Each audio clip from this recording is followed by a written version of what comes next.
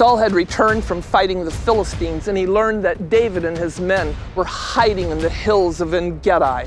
And so Saul gathered up 3,000 of his best soldiers, and they went off in pursuit of David. They had been riding for quite some time when Saul stopped his army. He told them, "Wait outside," and he went alone into a cave, for he had to relieve himself. Saul did not know that David and his men were camped in the back of this cave.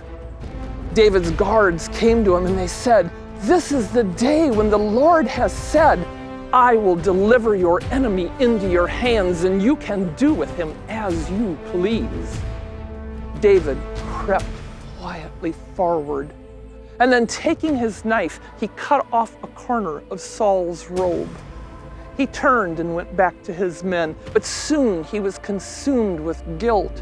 He said, "Lord, forbid that I should treat my king with such disrespect. I will not lay a hand upon him, for he is the Lord's anointed one." And then David held back his men and would not let them attack Saul, who then left the cave unharmed. David followed him out of the cave, and when they were both in the sunlight, David called out, "My lord, the king!"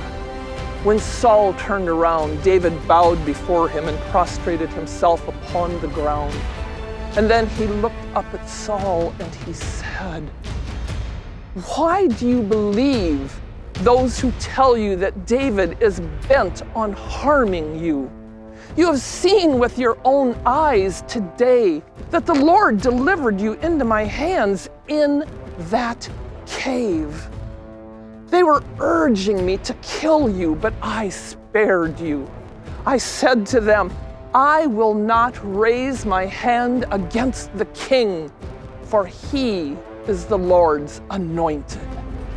And then David held up the corner of the robe, and he said, "My father, see, in my hand I hold the corner of your robe. I cut it off today in the cave. But I didn't harm you. That alone should prove I have no treason. I have no wrongdoing in my hands. I have not treated you wrong, but you are hunting me down and want to take my life. May the Lord God judge between us.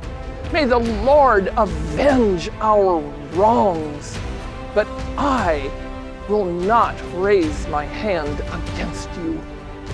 An ancient proverb says, "From evildoers come evil deeds," and that is why I won't raise my hand.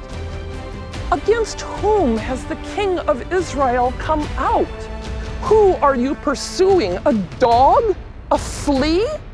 No.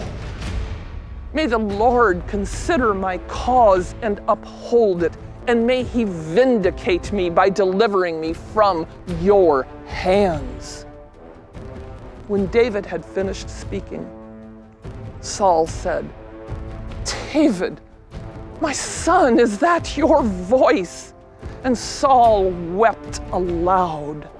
He said, "You have proven today that you are far more righteous than I. You have treated me well, and I have treated you badly. The Lord delivered me into your hands today, but you didn't kill me. What man finds his enemy and lets him walk away unharmed? May the Lord reward you for the kindness you have shown to me today.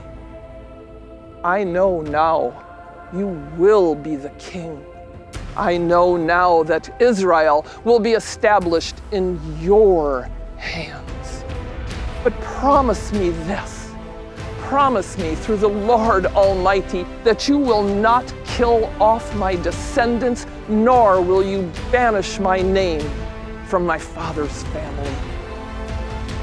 David gave his oath to Saul, and Saul took his army and returned home, while David took his band of men and went to another stronghold.